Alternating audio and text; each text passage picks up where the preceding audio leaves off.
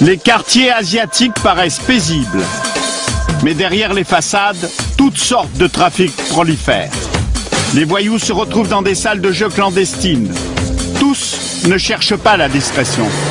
Certains s'affichent dans des voitures de luxe et dans les boîtes de nuit. Ils ne semblent pas trop se soucier de la justice, ni de la police. Quand on me cherche, on me trouve. Alexandre Lebrun, plusieurs fois condamné. Il ne cache pas son penchant pour la violence, ni son attirance pour les armes. La roulette russe. Bonjour, contrôle de l'URSSAF. Ils ne peuvent pas travailler. Enfin, prenez vos risques. Hein. Ils n'ont pas le droit de travailler en France. Et 3 salariés ne sont pas déclarés. Lucien Contou. Avec ses inspecteurs, il contrôle les restaurants et les ateliers qui utilisent des clandestins.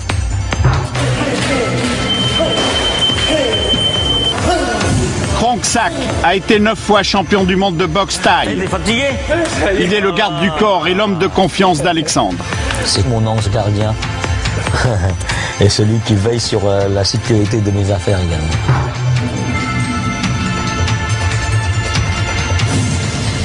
Michel, condamné pour trafic de drogue. Alexandre, comme il appelle, il dit « Michel, j'ai une dette à les prendre. Il n'y a pas de problème. » Aujourd'hui, sa fonction, récupérateur de dettes. À la fin de notre enquête, 2 gangs se déclarent la guerre. Moi, je te dis, j'ai une poêle qui tombe, même si je meurs sur l'hôpital, toute sa famille ne va pas vivre. Hein. Je te dis franchement. Hein. Elle risque d'avoir pour théâtre la région parisienne.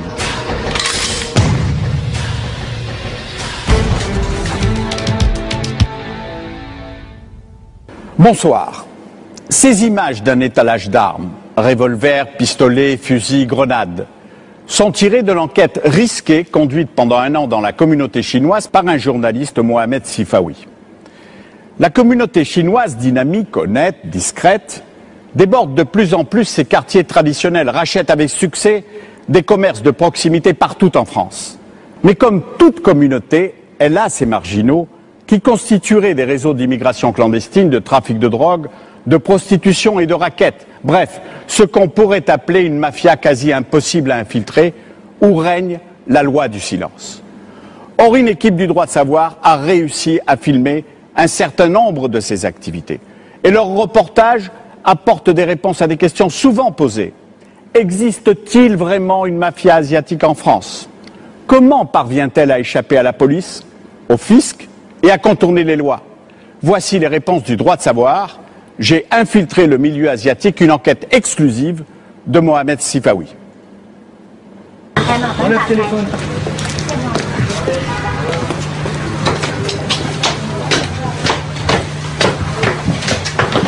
Voilà, scène à la 4. On sait pour quelle société? Ils connaissent pas le nom du patron. Il est complètement clandestin. Ouais, il doit être clandestin. Hein. Ils sont clients exploités. Non, mais ce qui est affreux, c'est que ceux qui sont arrivés avant exploitent les autres. Non. Combien d'heures par jour? 12 heures. 12 heures par jour. C'est pas cher payé, hein? Il y a son mari, là, qui travaille tous les 2. Oui, mais enfin, quand même. Vous travailleriez pour 12,50 € par jour? Donc, tout est... c'est bon, le travail dissimulé, caractérisé. Venez avec moi en bas, là. J'ai le patron. Ouais. Ah, bonjour monsieur. Monsieur, vous êtes pris la main dans le sac. Bon, de toute façon, les faits sont établis. Hein. Oui, bonjour monsieur Contou de l'URSSAF, le chef de la division. Avec ses inspecteurs, Lucien Contou et quelques policiers a découvert dans la cave de cet immeuble un atelier clandestin et des travailleurs illégaux. Tous sont d'origine asiatique. Ils n'ont pas de papier et ne sont bien entendu pas déclarés. L'employeur risque une amende et de la prison avec sursis. Quant aux sans-papiers, ils encourent une reconduite à la frontière. Des ateliers comme celui-ci, il en existe beaucoup, un peu partout en France. Lucien Contou et ses hommes sont chargés de les démanteler. Ils sophistiquent chaque fois la délinquance, la façon de frauder. Parce que bon, ils s'adaptent aux méthodes de contrôle. Et donc c'est à nous de... Bon, dès qu'on a trouvé la faille, on trouve, et ils trouvent autre chose. Bon, mais c'est à nous, c'est le jeu du chat et de la souris, hein.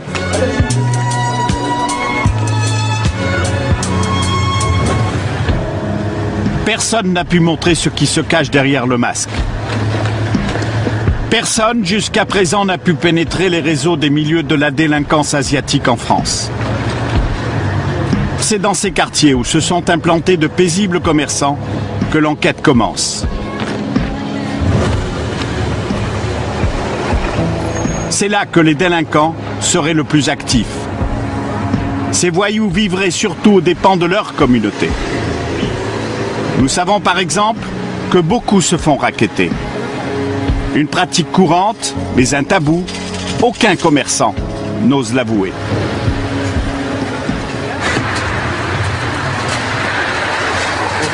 Bonjour. On nous a dit qu'il y avait des commerçants qui se faisaient racketter par des voyous. Le patron il n'est pas là, moi. Ouais. Vous avez entendu parler de ça ou pas? À côté, tout ça. À côté? On nous a dit qu'il y avait du racket de commerçants. Parfois. Non? Ah madame, vous êtes au courant? Non? Non? Non, patron n'est pas là. Patron n'est pas là? Ouais. C'est interdit. Moi je ne veux pas partir. Pourquoi? Personne ne veut parler? Personne ne veut parler, je suis très timide. Bonjour. Pourquoi ils ne veulent pas parler les gens? Bah, je sais pas, chacun son soufflet, d'avoir. Faire semblant de ne pas bien parler le français ou ne pas le parler. Il est difficile de savoir ce qui se passe dans ce monde secret. Le 6 octobre, en pleine nuit, un Cambodgien est exécuté sur le trottoir devant son bar-tabac à Montreuil aux portes de Paris. C'est un règlement de compte. Il avait rendez-vous avec celui qui l'a tué de 2 coups de couteau en plein cœur. La police soupçonne un racket. Il est probable que l'homme refusait de s'y soumettre. Le matin, le quartier est sous le choc. Même en ces circonstances, la compagne de la victime a peur de parler. Vous voyez, maintenant je suis tout seul, je sais même pas comment on doit faire tout ça. Est-ce qu'il vous a pas parlé de problèmes qu'il avait avec quelqu'un? Non, il n'a jamais eu de problème avec quelqu'un. Il n'y a pas eu de raquette par exemple? Non, il n'y en a pas de problème. Ces dernières années, une dizaine de meurtres de ce genre ont eu lieu.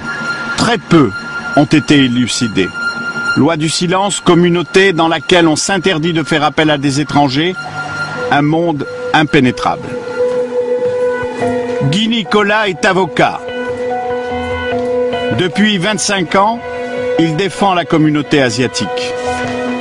Il y a cette peur que les auteurs ou les copains des auteurs viennent en quelque sorte demander des comptes et recommencer si la victime, pauvre victime, ose aller se plaindre à l'autorité du pays qui accueille et qui par conséquent est une autorité étrangère. Que c'est une communauté qui vit en autarcie, ils sont discrets vis-à-vis de nous et ils sont discrets entre eux. La discrétion et le secret sont la règle, jusqu'au moment où quelqu'un accepte de vous introduire dans ce monde fermé. Ce quelqu'un, Mohamed Sifawi, l'a rencontré. D'origine asiatique, il s'appelle Alexandre Lebrun, nom qu'il s'est choisi lorsqu'il a acquis la nationalité française. Chinois né au Cambodge, il est connu dans la communauté. Il y a quelques années, il possédait une quinzaine de restaurants, de boîtes de nuit et des sociétés dans l'immobilier et dans le conseil. Beaucoup d'argent. La justice l'a condamné à plusieurs reprises, par exemple pour le financement d'un réseau de prostitution. La police et des membres de sa communauté le considèrent comme l'un des parrains de la mafia asiatique en France. Lui s'en défend. Il affirme n'être qu'un homme d'affaires. C'est d'ailleurs pour faire un sort à toutes ces rumeurs qu'il accepte qu'une équipe de journalistes le suive avec une caméra. Il aime montrer sa réussite. Avant ses condamnations, il avait produit un DVD à sa gloire. Bonjour, je suis Alexandre. Donc je suis le PDG du groupe chez Alexandre. Alexandre vous invite au Kings Club, sa toute nouvelle discothèque à Tournan-en-Brie. Dîner à l'étage, fiesta au rez-de-chaussée. Depuis ses démêlés avec la justice et sa sortie de prison, il est sous le coup d'une interdiction de diriger des sociétés. Et s'il a accepté la caméra, c'est pour se donner l'image d'un entrepreneur dynamique.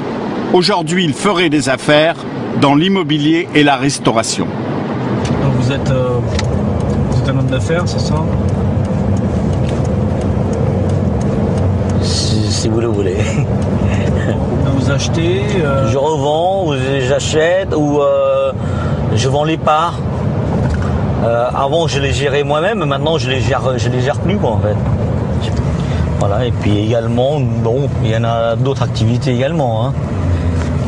Lesquelles par exemple? Il faut tout dire. Non. Alexandre ne dit pas tout. Les journalistes sont conscients qu'il cherche à les manipuler et qu'avec ce film, il espère montrer sa puissance à sa communauté. C'est pour cela qu'il ouvre les portes de son univers, ce qui facilite notre enquête sur le milieu asiatique. Cette grande bâtisse en banlieue est le siège de sa société.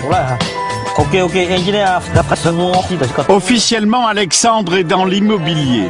Il offre ses services d'intermédiaire à l'aide de publicités dans des journaux communautaires et il passe beaucoup de temps au téléphone. Je pense qu'on est entre gens intelligents et honnêtes et la confiance est réciproque. Hein. Et si de nombreuses photos de lui ornent les murs de ses bureaux, il ne faut surtout pas dire qu'il est le maître des lieux. Dans 5 minutes. 1500 mètres carrés de bureaux qui sont étrangement vides. On y croise peu d'employés. Ce qu'Alexandre présente comme un groupe paraît être une coquille vide, à moins que bien des activités soient cachées. C'est le nom de notre groupe, ça. Qui veut dire le porte-bonheur. Qui m'a toujours porté bonheur depuis mon premier affaire. Donc ça fait 19 ans que j'exploite toute cette enseigne asiatique. Votre rôle exact dans ce groupe, c'est quoi? Je suis coordinateur d'affaires. Vous pouvez nous présenter les dirigeants? Le dirigeant d'ici, dont là il s'est absenté, bien sûr. Pendant les mois que dure le tournage, aucun dirigeant du groupe ne sera jamais vu.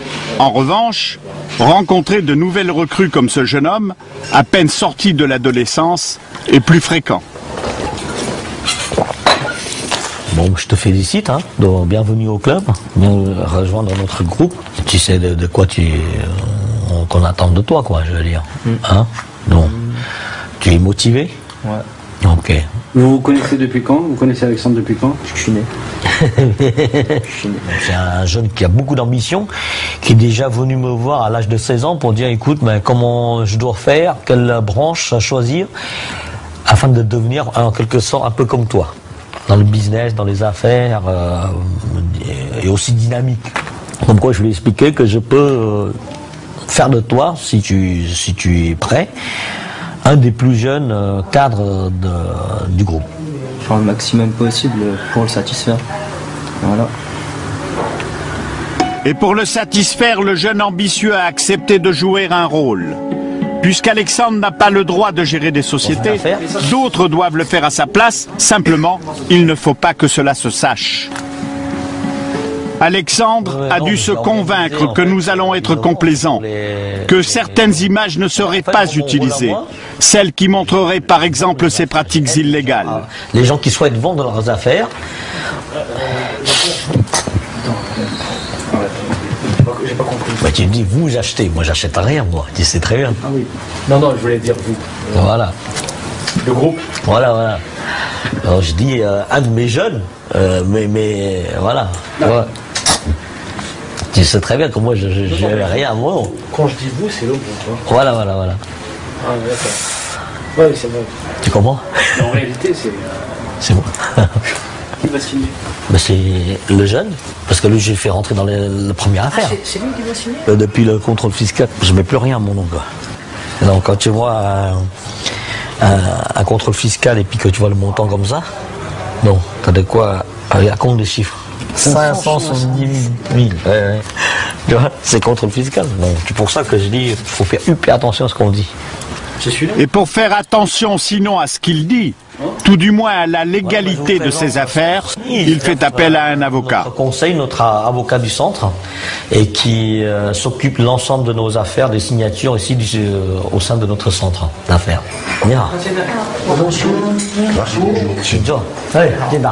Ce jour-là, une transaction commerciale est en train d'aboutir. Alexandre veut faire acheter un restaurant par sa jeune recrue. Les propriétaires actuels sont nombreux.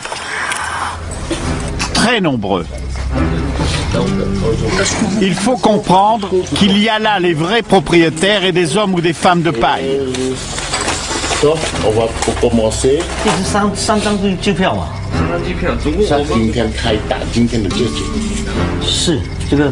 Une tension s'est installée. Elle est palpable. Tous parlent dans des dialectes asiatiques. Ils semblent ne pas être d'accord sur les termes de la transaction. Au bout d'une dizaine de minutes, notre présence est devenue gênante. Pardon, ça vous dérange pas qu'on puisse avoir une activité? Je suis vraiment désolé, mais vous êtes bien aimable. Merci beaucoup. Merci, messieurs. Alexandre a oublié de retirer son micro. Maintenant, je peux vous dire quelque chose. Alors, s'il y avait eu la porte fermée... Excusez-moi, monsieur Alexandre. Vous avez promis quelque chose. Oui. Il faut le faire suite à vos paroles. Oui. Vous êtes d'accord? Business. Voilà, business c'est business. Mot c'est mot. Mon client, il discute même pas un centime. Vous savez, tout à l'heure, vous êtes venu, vous m'avez dit 6 000. 1000, 2000, 10 000... La discussion exaspère Alexandre, qui sort de la salle de réunion. Le désaccord porterait sur la part d'argent en espèces qui doit être versée au vendeur. Et sans être indiscret, ça t'a coûté cher à faire? 70 000 euros. Rien du tout. Bah, c'est une belle affaire, sinon je le fais pas. Combien en cash? On déclare 30 000. C'est royal. Hein. C'est bon, ça va se régler.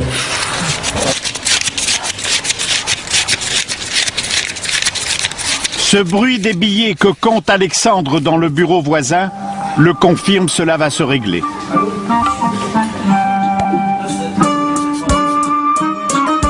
Les vendeurs se succèdent alors pour récupérer leur liasse de billets.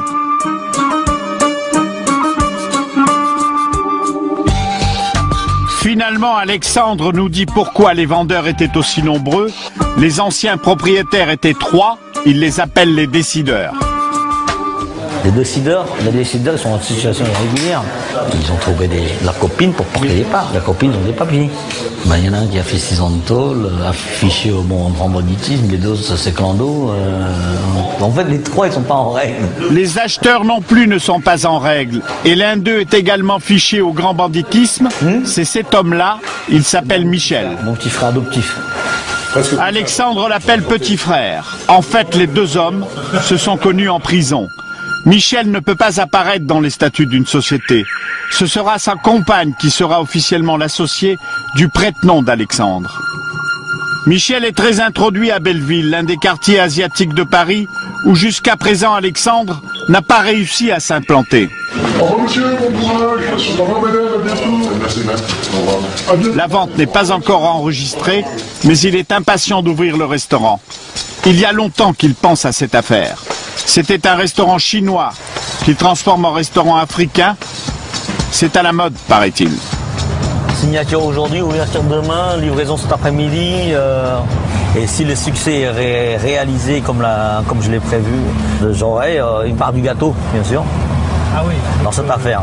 C'est-à-dire que vous allez être rémunéré au résultat en quelque sorte. Exactement. Et ça, j'en ai fait pas mal, ce genre de montage, quoi. Le restaurant se trouve dans le quartier contrôlé par les Wanzhou, des Chinois venus de la province du même nom. Et sans Michel, son nouvel associé, lié à cette communauté, Alexandre ne pourrait pas s'installer dans ce quartier. Salut Mamadou, tu vas bien?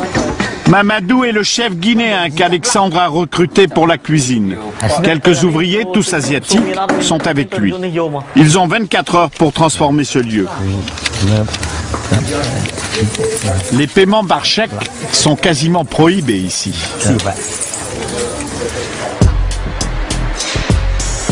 Ils avaient 24 heures pour transformer le restaurant des 1000 Bonheurs en chez Mufasa, la nouvelle enseigne. Le lendemain, Paris gagné, en fin de matinée, un homme branche les néons. Tout sera prêt pour l'inauguration prévue le soir même. Vous changez pour l'inauguration, Alexandre? Oui. Comme là, j'ai pas mal bougé cet après-midi, donc ça transpire un peu. Et comme ce soir, on va avoir du monde un peu. Vous êtes très soucieux de votre image? Ah bah, il faut un peu quand même. Je vais même pour finir un petit coup de parfum.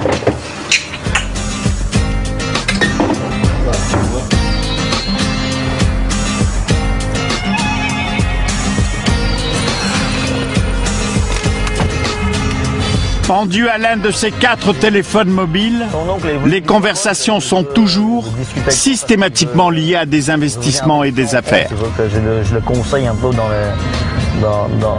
ses affaires, dans ses investissements. Incroyable. Alexandre annonce qu'il a fait venir quelques amis cambodgiens pour l'inauguration et que Michel, l'associé fiché au grand banditisme, avait également invité des représentants de la communauté Vanzou. Alors Philippe, ça va bien? Oui. Ces notables sont reçus avec beaucoup d'égards par le maître des lieux. Ils sont tous dans les affaires.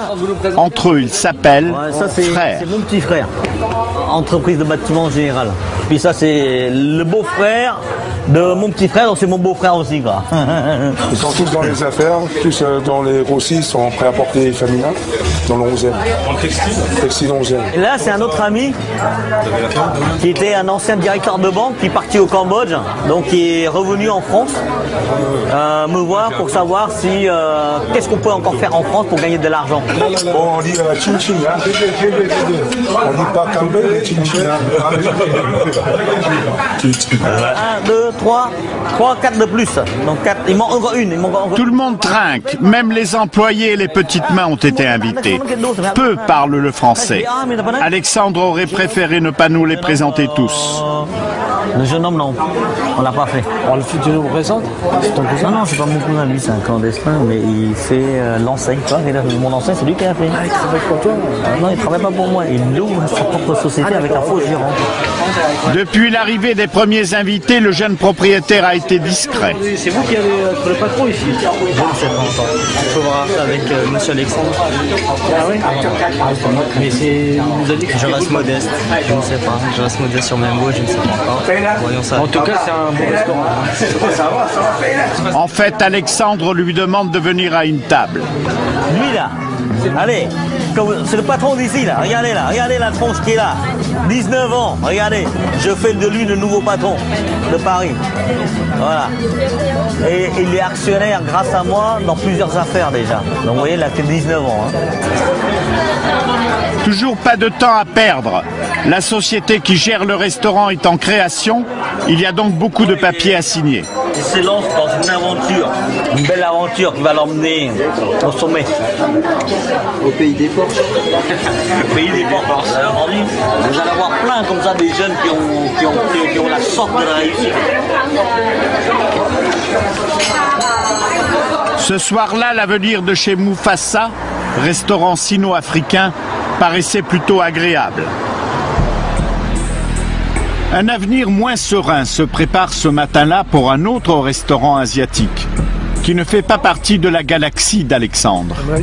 Lucien Conto et son équipe rendent visite à un établissement dont ils veulent vérifier que les employés sont bien déclarés. Bonjour madame. Contrôle de l'URSSAF, du personnel de l'URSSAF. Vous avez le registre du personnel? C'est pas compris. Le registre unique du personnel. Oui, c'est moi. Non, mais le registre unique, vous l'avez? C'est un document où figurent tous les salariés. Est-ce que vous pourriez me le présenter, s'il vous plaît? Il y a un problème? Personne n'a pas de papier. Non, mais monsieur... Non, mais vous en faites pas, c'est pas grave. On n'est pas la police, on est la sécurité sociale, on n'est pas... S'il vous plaît. Restez là, madame. Non, mais c'est pas...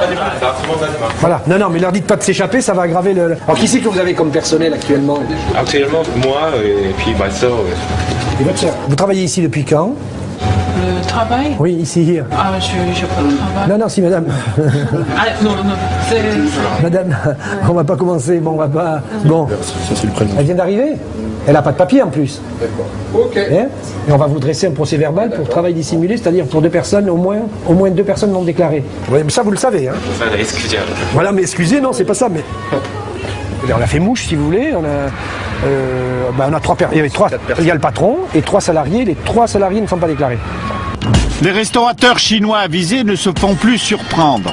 Leurs employés ont des papiers en règle, Alexandre fait partie de ceux qui ont résolu le problème. Alexandre nous explique comment il s'y est pris. J'ai fait venir 17 de mes cousins. Ah oui, les petits cousins et les petites cousines, je les ai fait venir du pays, hein, quand même. Hein. Ils ont tous obtenu leur carte de séjour facilement? Dès qu'ils arrivent. Oh, il faut dire aussi, donc à un moment donné, j'ai même acheté la préfecture, pour te dire. Comment? J'ai acheté la préfecture. Mais tu avais acheté, c'est-à-dire tu avais corrompu les gens? Ouais. À la préfecture? Tu sais, les fonctionnaires, faut pas croire qu'ils gagnent beaucoup d'argent. Ils crèvent la dalle. Mais pour les 17, ça t'a coûté combien, en gros? Il faut compter 3 000 € par personne. Le type, il voulait se payer une belle voiture, tout machin, il voulait monter son commerce pour sa copine. Donc il a pu réaliser son rêve. Et il a son commerce maintenant? Oui, il a son commerce. Et sa belle voiture? Ouais. Et ça a marché. C'est beaucoup de diplomatie, avec des gens comme ça, il faut y aller avec beaucoup de diplomatie, et puis aussi, il faut les rassurer, quoi. Parce qu'il faut vous dire, hein, on les connaît combien vous gagnez par mois. Bah, je vous donne le double, ça vous va? Vous avez juste une signature à faire, vous faites passer ça. Dans ce piège, il n'y a que vous et moi, donc ça reste entre nous. Je vous donne le double. Et j'ai pas qu'un cousin, je peux vous montrer les photos, j'en ai une 40aine de cousins. Alors si vous faites les totos, votre retraite, vous pouvez la prendre à 50 ans si vous souhaitez. Et puis je suis quelqu'un de connu dans la communauté asiatique, donc après mes cousins, il y en a d'autres personnes encore. Lui, il voit loin. Hein. Alors j'imagine un peu, avec moi, il touche à 60 000 €. Voilà, ben, il a gagné 4 ans de salaire en quelques mois. En espace de 6 mois. C'est pas mal. Nous avons voulu vérifier si les services de la préfecture concernée avaient attribué des permis de travail à des Cambodgiens l'année pendant laquelle Alexandre se vante d'avoir soudoyé l'un des fonctionnaires. Préfecture, bonjour. Excusez-moi de vous déranger. Demande officielle par écrit, coup de téléphone. Et je vous ai envoyé un email aussi. Ouais, je vous ai pas donné réponse pour le moment. Non, non, pas du tout. Je voulais savoir justement si vous avez réussi à avoir... Non, j'ai pas de réponse pour le moment. J'ai pas de nouvelles à vous donner, c'est dans les tuyaux. Le service de presse nous a indiqué que la préfecture ne disposait pas de ces statistiques. Mais nous avons pu vérifier qu'Alexandre était en fait très ami avec un fonctionnaire de cette préfecture. Au revoir.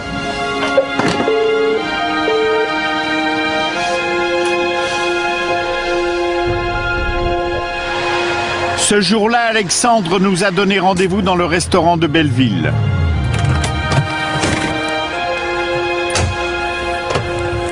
Il est décidé à montrer qu'il a des relations et qu'il peut, par un simple coup de téléphone, faire sauter un PV. Je te dérange? Je voudrais te demander un service. J'étais parti à Lyon et sur la route, j'ai roulé un peu vite et puis le gendarme il m'a stoppé, quoi. Il a dit, vous savez à combien? J'ai dit non. Entre 180 et 200. Mais il m'a mis un PV, mais il m'a laissé son numéro de téléphone. Il m'a dit, si vous connaissez quelqu'un de la maison, il m'appelle et puis on s'arrange. Il fait une demande d'indulgence. Il suffit que tu lui donnes un coup de fil, tu dis t'es un ami, et puis que c'est pour la Porsche blanche. Et il a dit c'est bon. Allez, à ce soir. Ciao, ciao. Nous n'avons pas pu vérifier qui était son interlocuteur. Il nous permet aujourd'hui de faire plus ample connaissance avec des voyous du milieu asiatique. Il a demandé à Michel, son associé, de raconter son parcours de grand délinquant. Ce qu'il ignore, c'est que 2 caméras tournent. Toi, pourquoi tu as été arrêté? Moi, j'étais en Paul pourquoi trafic international de drogue. C'était quoi? Quel type de drogue? Pour la gare, héroïne. Héroïne? Avec mon con, il y en a. Hein. J'ai un nom qui s'est fait tuer. Hein, Dans quelles conditions? Comment tu peux nous raconter? Il est parti à Londres, il a impliqué dans l'instant. Alexandre apporte des précisions. C'est une triade, une branche de la mafia asiatique qui a exécuté l'oncle de Michel il y a une dizaine d'années. La triade qui a assassiné son oncle s'appelle les enfants du cercle. Lorsqu'il a été condamné à la fin des années 90, la justice française considérait que Michel était membre de l'une de ces fameuses triades. Et depuis, tu as arrêté complètement? Bien sûr. Complètement? Ben bien sûr, pourquoi pas complètement? Eh, si j'arrête pas complètement, je suis pas ici à aller chercher une caisse de poulet. Hein. Ça te mange pas, ça te démange pas un peu? Ça dépend, le chèque, comment on est gros. Si le chèque il est gros, pourquoi pas? La vie, on est là pour gagner de l'argent, non? Grâce à Alexandre, son associé Michel accepte de faire découvrir Belleville à notre journaliste qui s'est équipé d'une caméra cachée. Il lui a donné rendez-vous dans l'arrière-salle d'un bistrot où il a ses habitudes et s'est installé à la table d'un homme surnommé Tony. Puis un autre vient s'asseoir. Il s'appelle Cor, présenté comme un tueur à gages.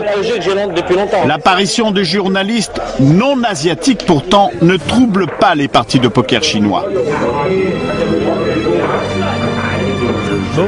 Il y a un billard et quelques autres tables pour les cartes. Pas de traces d'argent. Il nous semble pourtant que nous sommes dans l'une des salles clandestines que contrôle le milieu chinois.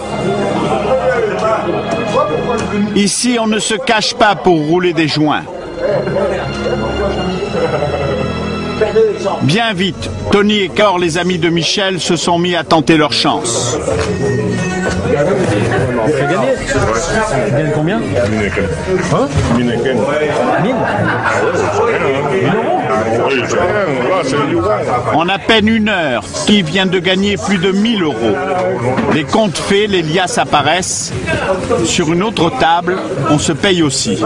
Notre journaliste propose alors de raccompagner ses nouveaux amis chez eux. J'aime bien le métier des riches. Moi, 18 ans, la nuit parisien. Il n'y a pas beaucoup d'asiatiques. Moi? Cor, présenté comme un tueur à gages, explique qu'il est aussi récupérateur de dettes et que cela ne va pas très fort actuellement dans son métier. Et même le comptage, maintenant, c'est pas comme avant. Avant, les gens ont l'argent, ils ne veulent pas payer, tu peux faire tracer. Ouais. Maintenant, les gens n'ont pas l'argent, il faut te prendre leur vie.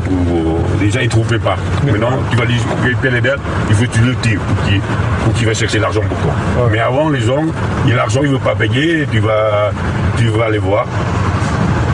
Il y a des femmes, devant son mari, tu vois quand elle me parlait comme ça.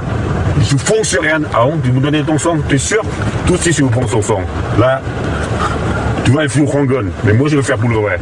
Elle accepte de payer 5 fois. C'est déjà pas mal, 5 fois. Payer à 10 000 € par mois. Je me rappelle pour du moment. Ok. Cor fait comprendre qu'il peut aussi accepter d'autres contrats. Michel et ses amis proposent à notre journaliste de les rejoindre dans le 13e arrondissement. Ils veulent l'emmener en boîte de nuit pour lui présenter un personnage qu'ils disent très important. C'est cet homme en imperméable beige qui ne dit pas son nom. Michel a seulement dit qu'il est originaire du nord de la Chine. Il est constamment encadré par 2 gardes du corps. En route, Tony se laisse aller à quelques confidences sur ce nouveau personnage. Tu vois, il travaille pas, il a l'argent, manger, hop, tout le monde comme il veut. Ah, lui, c'est un proxénète, il fait travailler des prostituées. Oui, ça aussi, et puis eux, il y a beaucoup de business derrière. Et puis, la tête, ils sont tout. Hein. Sur Paris ou là-bas? Paris. Ah ouais. À l'intérieur de la boîte de nuit, on retrouve Michel qui a réservé le carré VIP. C'est en l'honneur de ce fameux personnage important que cette soirée est organisée. L'alcool coule sans limite. Il y a des prostituées, de la drogue, l'ecstasy est distribuée discrètement. Michel en dit davantage sur leur invité de marque qui ne parle pas le français. C'est le grand frère du Nord. C'est lui qui tient tous les grands frères du Nord. C'est le plus chaud que tu rencontres ce soir.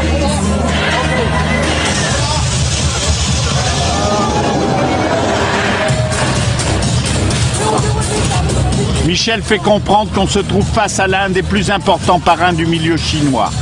Ce n'est pas une menace, il tient même à le rassurer. Mais ma famille, personne touche.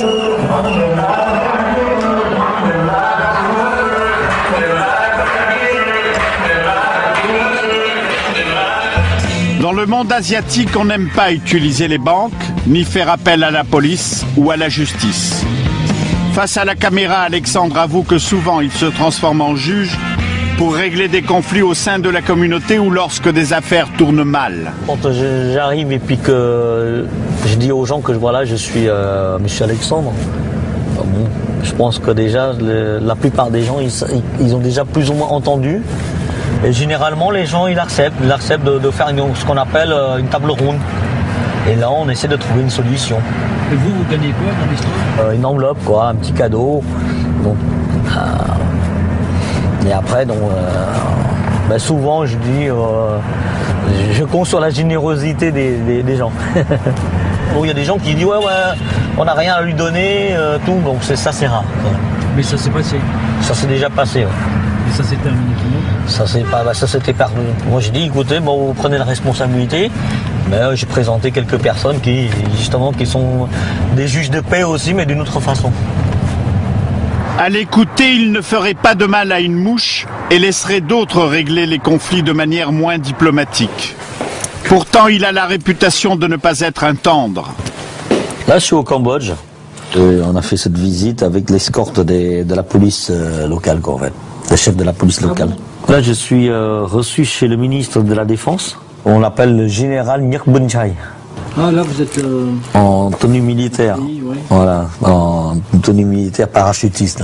Ça, c'est un M18.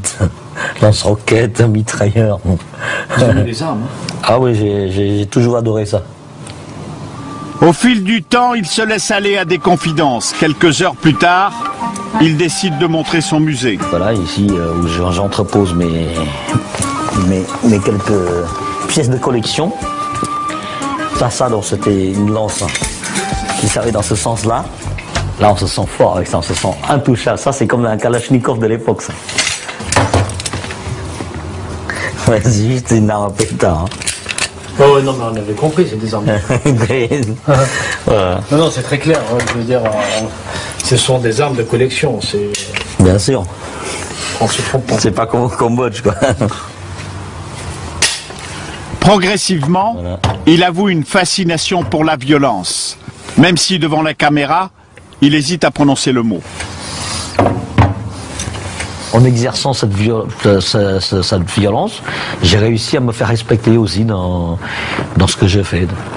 Et depuis, voilà, on va de fil en aiguille et je suis devenu de plus en plus violent, quoi.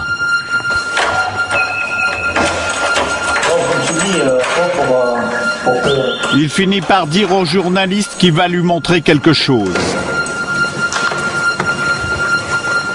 Il sait que la grosse caméra ne tourne plus. Il a oublié la petite que notre journaliste porte à la main.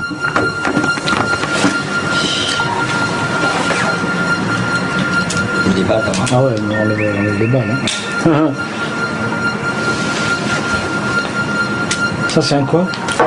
Un 38 spécial. C'est ça le 38? Ouais.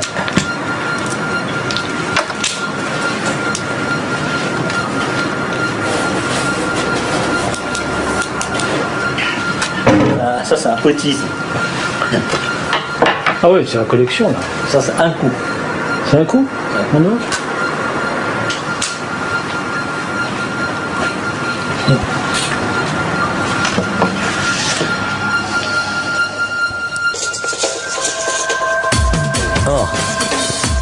Les contacts, ça va bien? Depuis quelques jours, il voulait présenter un homme important pour lui et pour ses affaires. C'est un des plus grands champions du monde.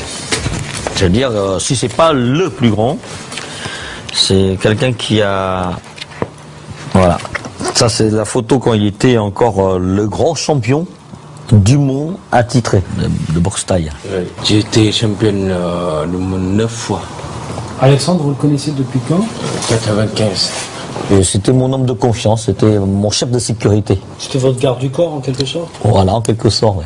Mon ami, mon ange gardien. Et celui qui veille sur la sécurité de mes affaires également. Il y a des affaires où je ne sens pas. Je ne sens pas tout seul que la personne en face ne sera pas, il m'écoutera pas peut-être si je vais aller tout seul. Et il ne sera pas, c'est quelqu'un qui n'est pas, que je ne peux pas raisonner. Par la parole, dans ce cas-là, moi je viendrai quand même par mesure de sécurité avec Krumsack ou avec quelqu'un d'autre, 2-3 personnes comme ça, et on arrive, on va l'expliquer, voilà. Ça c'est déjà arrivé. Moi aussi, je n'aime pas la violence. Voilà. Oui, diplomatie d'abord. Voilà, diplomatie. Et si diplomatie ne marche pas? C'est le dernier recours, ça. Diplomatie marche pas. Krumsack a une autre activité. Il est l'entraîneur d'un club de boxe thaï et il a beaucoup d'élèves.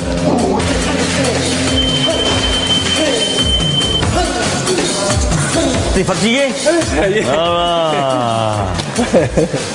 Voilà, Alexandre, il faut s'entraîner un peu là. Ah, il n'y a pas de problème. Oui.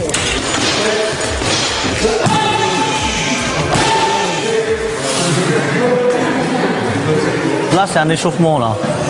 Donc, quand il est bien chaud, vous imaginez un peu les dégâts. C'est pour ça que vous l'avez choisi? Bah oui, en quelque sorte.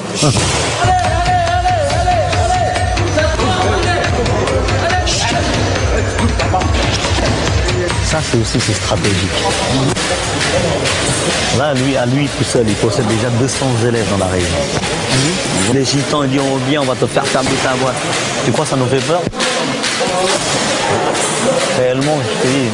Il ramène tous ses élèves? Oh, 2-3 coups de fil, bon, les élèves ils viennent. Hein. Les gitans, ils vont débarquer combien? À 10 à 20. Donc, tu possèdes une vraie armée? Ah, entre guillemets. Oui. Voilà, des vrais techniciens, ça. Tu vois, des vrais frappes. Donc finalement, tu n'as pas besoin de posséder des armes. Ah, mais on sait que quelquefois on est confronté à des milieux un peu plus violents, tels que les Corses, les Gitans, les Yougoslaves. Eux, ils utilisent des armes, ces gens-là. Alexandre sait que la caméra tourne. Il sait qu'il porte un micro. Peut-être est-ce l'atmosphère du gymnase, la violence ambiante, un sentiment de puissance?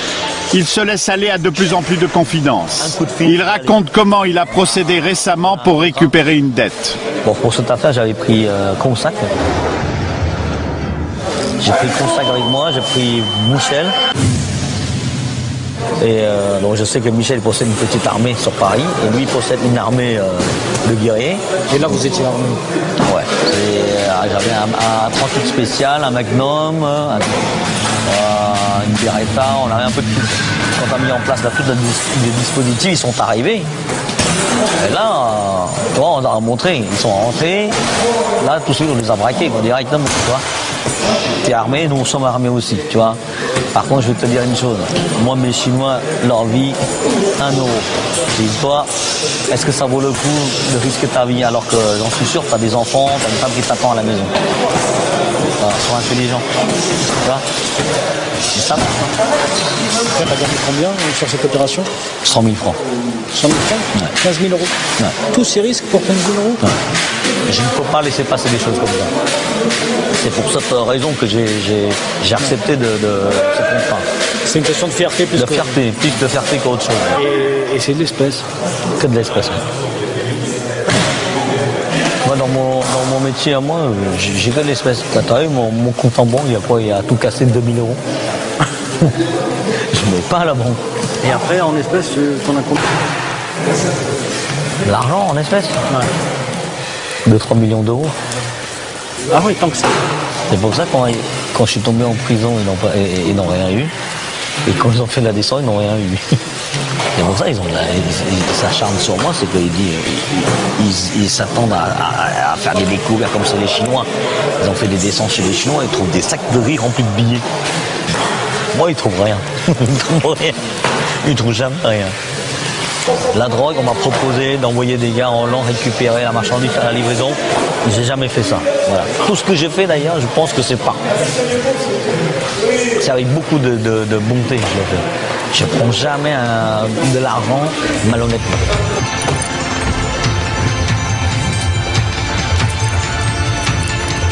Le 13e, le plus ancien quartier asiatique de Paris. Alexandre est en territoire ami. Il nous y a donné rendez-vous pour nous montrer qu'ici, il ne craint personne, mieux que c'est plutôt lui que l'on craint. S'il vient dans ce quartier, c'est pour retrouver les siens. Les Cambodgiens, les Thaïlandais, les Vietnamiens, les Laotiens, qui comme lui n'aiment pas se mélanger avec les Chinois de Belleville, considérés comme des concurrents et même franchement des rivaux. Et ici notre ami, mon ami Omer, qu'on surnomme le Sumo Thaï. Dans la profession de la restauration, c'est un peu mon petit frère. Vous êtes solidaire. Voilà. C'est ce qu'il faut. Hein. C'est le seul moyen pour réussir. Pour réussir dans les affaires, les amis d'Alexandre comptent sur la solidarité qui caractériserait les Asiatiques. Pourtant, au fil de l'enquête, il apparaît que cette solidarité est loin d'être respectée par tous.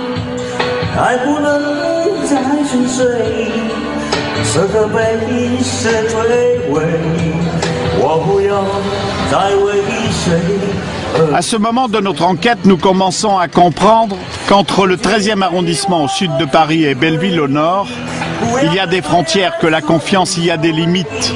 Cor et Tony, les amis de Michel, ont appelé Mohamed Sifawi pour le voir en tête-à-tête. Ils savent qu'il est journaliste et qu'il enquête sur la communauté asiatique. Ignorant ce qu'ils lui veulent, le reporter s'est équipé de sa caméra cachée. Les deux hommes lui proposent d'être leur complice dans une escroquerie qui viserait des sans-papiers.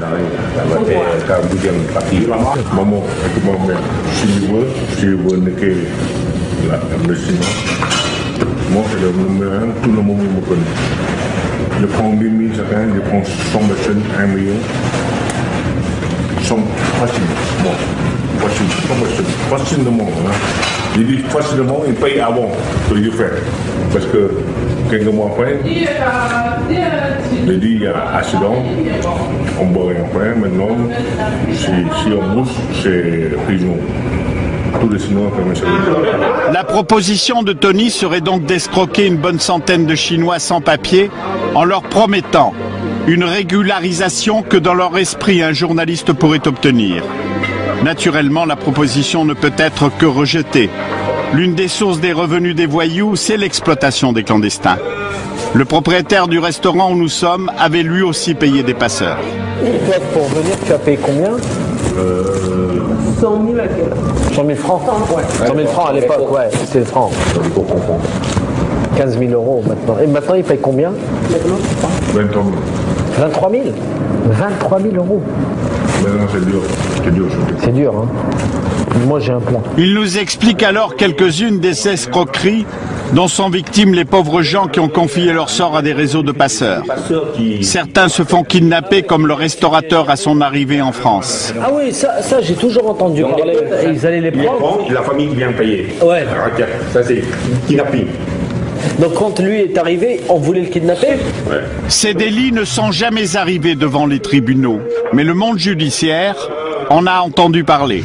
Vous aviez en quelque sorte les voleurs des voleurs, c'est-à-dire que vous aviez des équipes qui venaient faire croire aux jeunes qui arrivaient ou aux moins jeunes que c'était eux qui venaient les accueillir, et puis de fait ils les enlevaient, mais les gens ne s'en rendaient pas compte, et on leur demandait de téléphoner ensuite à la famille qui était censée payer, et puis on se faisait payer à la place des autres. Alors vous aviez là quelques règlements de compte assez savoureux, si j'ose dire. Alexandre n'est pas seulement implanté dans la région parisienne. Il s'installe en province où il est probablement moins nécessaire de se méfier. C'est à Argelès-sur-Mer, à côté de Perpignan, qu'il est en train d'ouvrir plusieurs restaurants qui fonctionneront surtout l'été. Pour l'instant, il y en a 4. Dans la vitrine, vous mettez là, vous m'avez pas mis encore les tartes, tout ça? Donc tout fonctionne bien ici? Ah ouais, tout fonctionne. D'accord. Après, c'est que des petits détails, la recharger. D'accord. À partir du 1er juillet, c'est complet. Officiellement, il n'est pas le propriétaire de ces établissements. Pourtant, rien dans son comportement ou dans quelques éléments de la décoration ne laisse supposer qu'il y a un autre patron. Ici avec Vincent Perrault, ici avec Henri Lecon, ici Carlos, voilà. Et puis qu'on voit aussi avec Gilbert Montagnier. Et puis ici à la soirée d'Eddie Barclay lors de son anniversaire en 2001.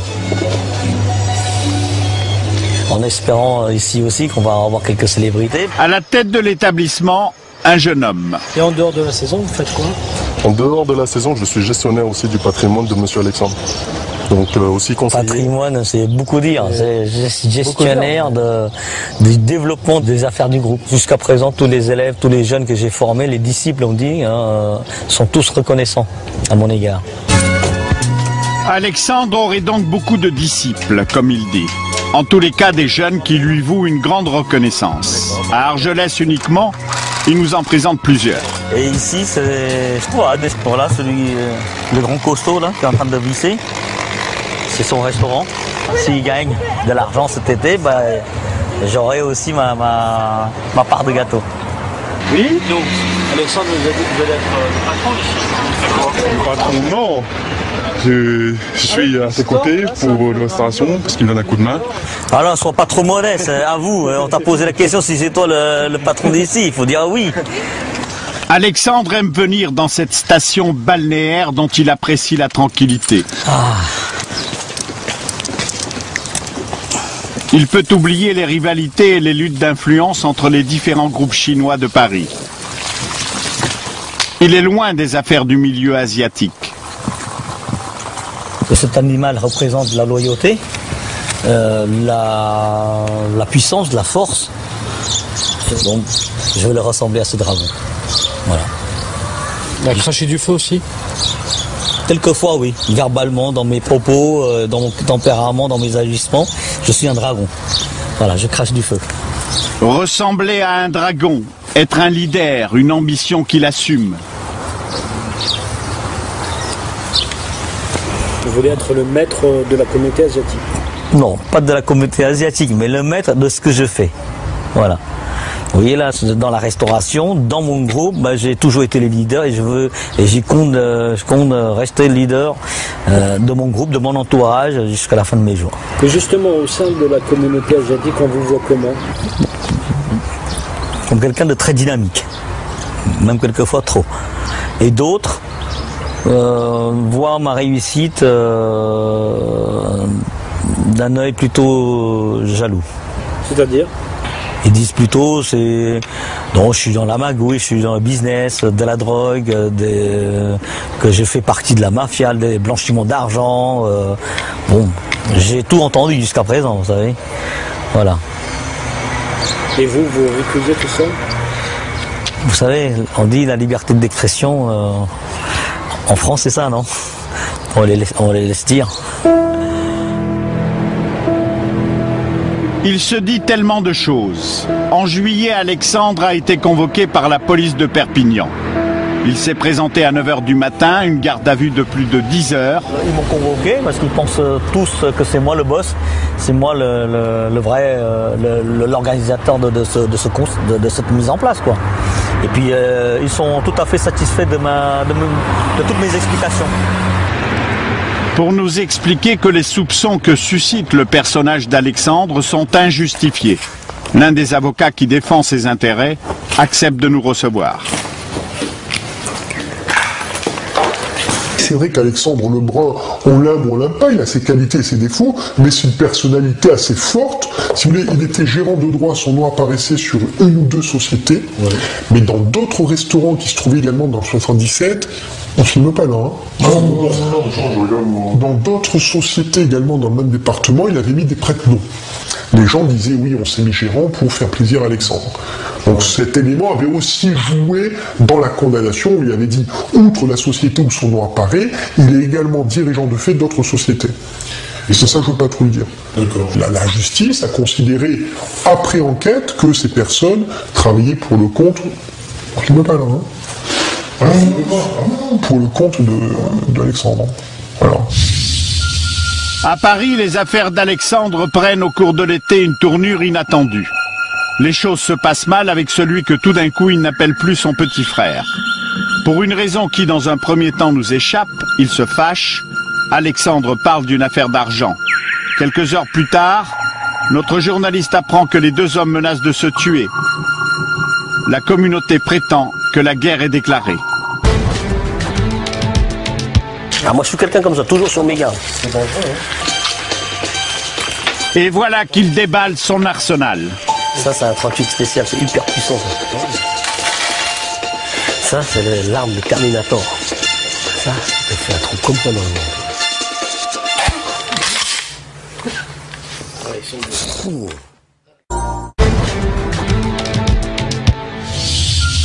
À Paris, les affaires d'Alexandre prennent au cours de l'été une tournure inattendue. Les choses se passent mal avec celui que tout d'un coup il n'appelle plus son petit frère. Pour une raison qui dans un premier temps nous échappe, il se fâche. Alexandre parle d'une affaire d'argent. Quelques heures plus tard, notre journaliste apprend que les deux hommes menacent de se tuer. La communauté prétend que la guerre est déclarée. C'est Mamadou, le chef africain du restaurant, qui donne les clés du conflit. Oui, bonjour monsieur Mamadou.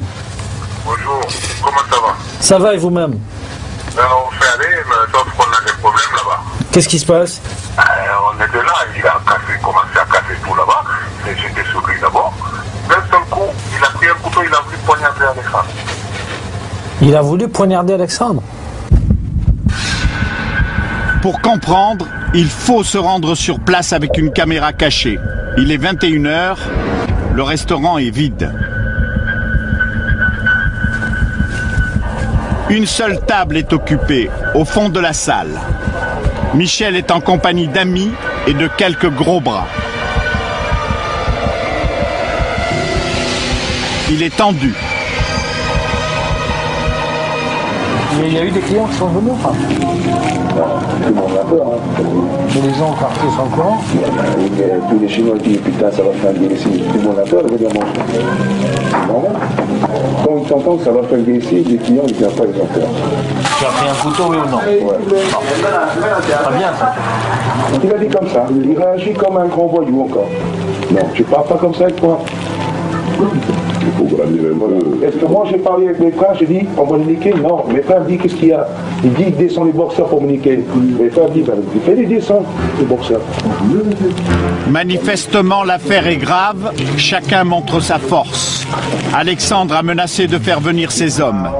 Michel a fait appel aux siens, il n'y a pas qu'une histoire d'argent. L'homme qui vient d'arriver dans le dos du journaliste, celui qu'on lui présente comme le grand frère est plus âgé. Grand frère, c'est-à-dire qu'il fait partie du même clan, mais dans la hiérarchie, il est plus important. Et quand mes petits frères, il y a un problème, je suis là. Ah oui, c'est normal. C'est normal. C'est normal. Comme vous dites qu'il a dit que bon, il veut la guerre, mais je viens voir qu'est-ce qu'il veut comme la guerre. Moi, c'est ma famille. Comme les frères, les gars, gentiment, on part. Qui veut la guerre, veut la guerre. On peut l'amener n'importe où. Moi, pour la famille, moi, les musulmans. Moi, je le respecte. Les menaces sont claires, la porte est ouverte pour des négociations. Michel propose à notre journaliste d'en être le témoin. Même ce soir, tu viens avec moi tous les deux, on va régler tous les deux, c'est tout.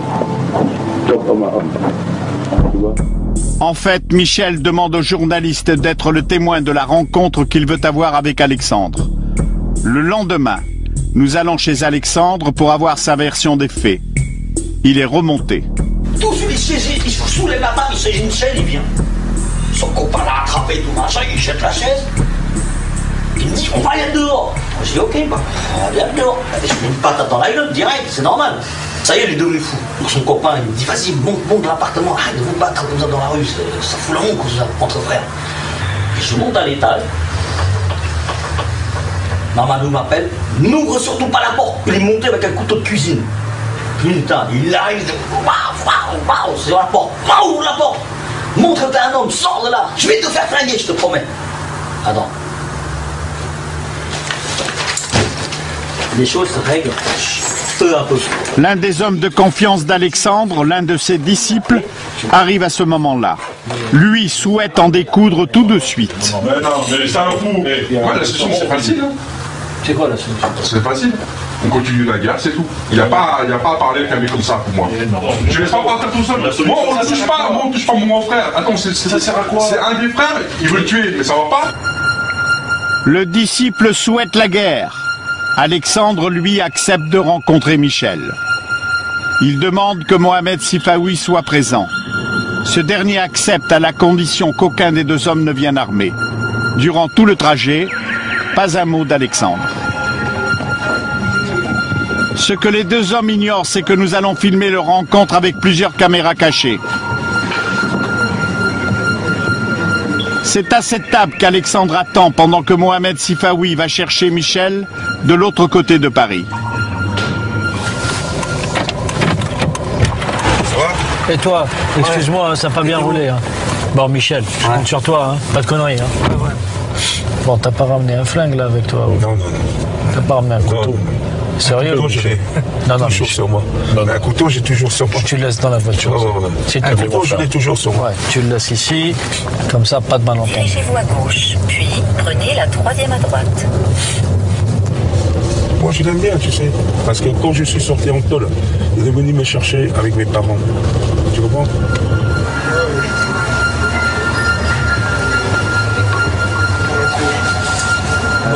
Bonjour. Les retrouvailles sont glaciales. Ils ne se serrent pas la main. Michel fait preuve de bonne volonté. J'ai eu tort, d'accord. Deuxième fois que j'étais connu, j'ai excusé, d'accord. J'ai tort là-dessus. Ouais, j'ai tort. C'est tout. J'ai bien tort.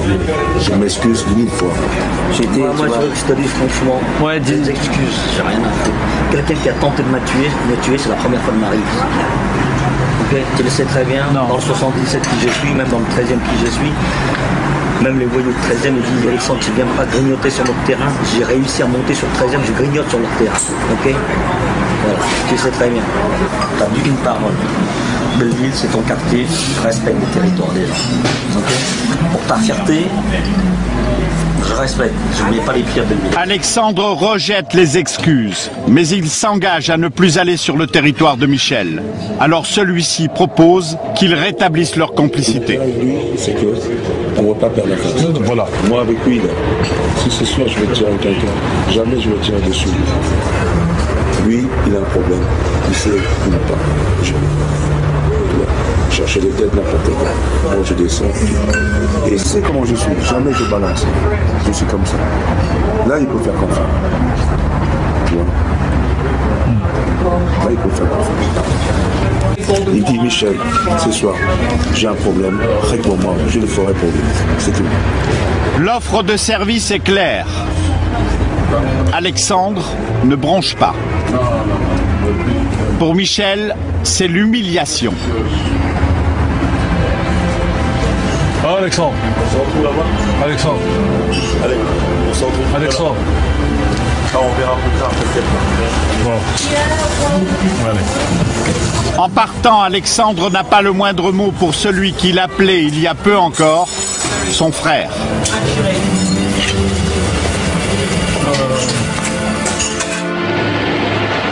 Le soir même, avec une caméra cachée, notre journaliste retrouve Michel dans son autre établissement, un petit restaurant japonais. Il ne s'est pas remis de l'humiliation qu'il a subie.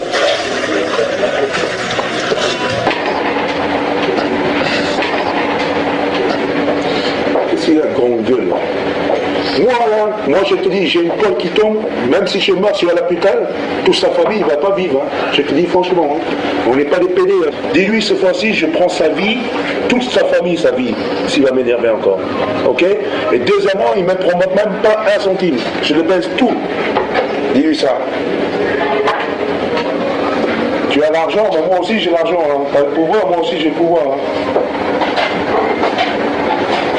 Faut pas jouer la mafia. Lui, il joue trop la mafia. Tu comprends? Qu'est-ce qu'il connaît lui? Il veut jouer la mafia mon cul, qu'est-ce qu'il va jouer? Et pour montrer que lui aussi est puissant, Michel nous donne rendez-vous le lendemain à Belleville chez les siens.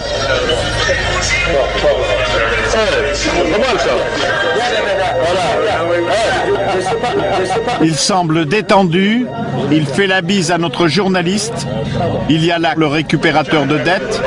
Tony est cet homme que l'on rencontre pour la première fois. Il nous est présenté comme le plus dur d'entre eux. Moi, je me moque quand les gens, quand il y a des problèmes, rien à la taille de ça, c'est mes frères. C'est qui donne. Voilà.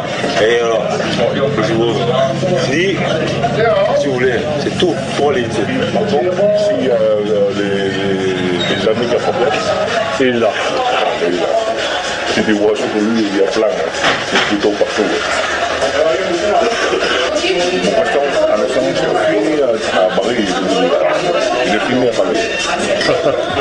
Dans l'arrière-salle, Michel est furieux. Il s'est fait menacer au téléphone par l'un des disciples d'Alexandre.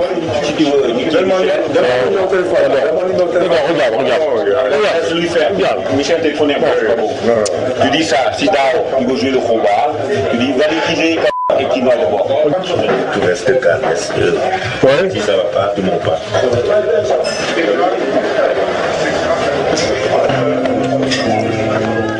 De l'autre côté de Paris, chez Alexandre, en apparence, les choses vont bien. Ses affaires paraissent bien marcher. Il nous laisse le filmer, mais il n'aborde pas le conflit. Devant la caméra, il montre l'image d'un homme d'affaires serein et tient à parler de ses nouveaux projets. Son ambition, la politique. Je fais partie quand même des leaders de la communauté asiatique, de la génération jeune, donc la génération qui s'intéresse quand même à la politique. On soutient certaines idées du côté socialiste, du côté UMP, et après c'est à nous d'en juger le côté où il y a plus d'avantages pour nous. La politique peut-être, mais d'abord le business. Alexandre se lance dans l'importation de produits chinois. Ça, c'est un produit que nous allons importer.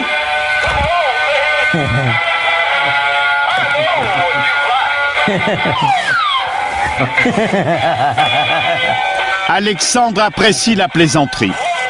Mais dès que la caméra lui semble ne plus tourner, son expression change, son ton aussi. Le conflit qui l'oppose à Michel refait surface. Non mais il est insolent ce mec-là. Il va le payer pour son insolence. Moi je cherche pas les gens et les gens ils savent très bien qu'il ne faut pas me chercher non plus. Il ne faut pas chatouiller, tu comprends? Parce que moi on peut dire, dans les affaires je suis un homme d'affaires. Dans le milieu de voyou je suis un voyou. Et je suis un voyou qui est du répondant. Je mets à l'amende les gens comme ça, tu vois. T'as jamais fait buter quelqu'un? Pas encore. Moi, je vais te faire. J'envoie un gars, je dis vas-y, tu vides le chargeur et tu passes devant la scène et tu jettes. Tu vois? Il faut avoir les moyens pour le jouer. Mais ça coûte combien? Hein? Ce genre de contrat, ça coûte combien? J'ai pas de contrat chez moi. C'est mes propres gars, moi. Non, mais ça coûte combien? Tu payes combien pour un truc comme ça? 5 000 €. Tu veux quoi? Tu veux 2 mains? Tu veux broyer là? Comme je te dis, 2 bras ou 2 jambes, une jambe. Et pour tuer quelqu'un? Oh, c'est un petit contrat plus sérieux quand même, ça. Combien? Ça dépend, c'est du cas par cas. Sur qui? C'est important ou pas comme contrat. 5 000 € pour une main broyée, un peu plus pour une exécution. Il ignore que la caméra tourne, il poursuit ses menaces. Moi, quand je suis un homme, moi je respecte. Je respecte la loi des Yakuza. Quand on fait une connerie, on déshonore sa parole, son honneur, on coupe le doigt. Ok? Lui, il a promis la main, il faut qu'il se coupe. Moi, j'ai dit à son beau-frère, j'ai dit à sa femme, il ne va pas se couper la main, on l'aidera à couper sa main. On va l'aider. Et ça, je l'ai déclaré, lui. Alexandre raconte-t-il cela pour impressionner? Ou est-il capable d'avoir vraiment recours à ces méthodes? Pour régler le conflit avec Michel, il a un plan. Je vais le balancer plein de dans le restaurant et puis qui va crever avec. Des grenades? Ouais. C'est dangereux. Mais non, je crois que tu vas faire avec des... Ah bon, tu vas aller sur le terrain de quelqu'un et tu vas lui balancer une boule de pétanque. Non, il y a des clients. Imaginez des clients. Mais non, fan de service, bien sûr, tu vois, je ne vais pas te dire les clients. Allez, fan de service, lui et ses potes, là, vas-y. Tu balances les deux dedans et puis voilà. Que celui qui court le plus vite. Attends, tu as des grenades, tu laisses des grenades? Hein? On va voir comment elles sont. T'as jamais vu ça? Je ressors quelques-uns de mes trucs. Ah, moi je suis quelqu'un comme ça, toujours sur mes gardes. C'est dangereux, hein? Et voilà qu'il déballe son arsenal. Ça c'est un 38 spécial, c'est hyper puissant ça. Ça c'est l'arme de Terminator. Ça fait un trou comme ça dans le monde. Et ça tu peux armer 2 balles séparément. Ah ouais. Ouais, tu peux armer les balles séparément. C'est-à-dire que ça, même le plus grand chirurgien ne pourra pas te sauver. Mais dans le sud de la France, j'en ai quelques-uns encore. Et là, j'ai encore dans ma plan quelques-uns. Et là-bas, j'ai encore 2 fusils à pompe à canon scié encore. Derrière, là. Là. Ouais, ils sont beaux. Ah, attention, celui-là, il est armé. T'inquiète, j'ai pas mis de balles. Si, il y a des balles? Non, fais gaffe. Ah ouais, bien. Ah ouais.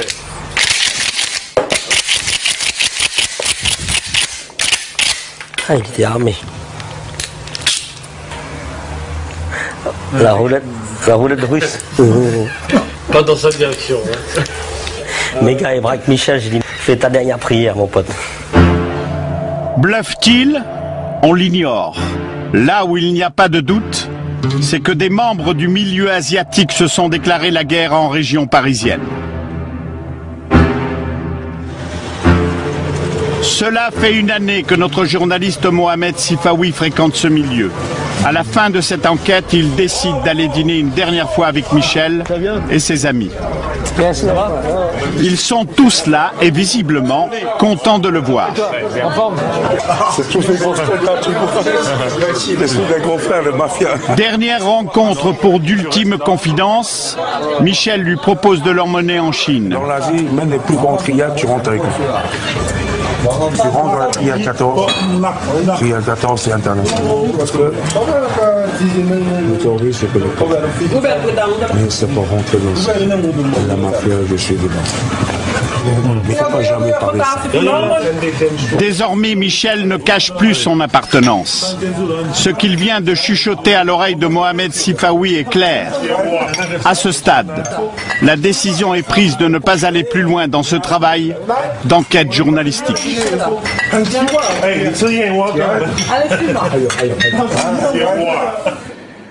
Cette enquête risquée et minutieuse a duré une année pleine. Elle a été, vous l'imaginez, difficile à conduire. Mohamed Sifawi a recueilli beaucoup d'informations.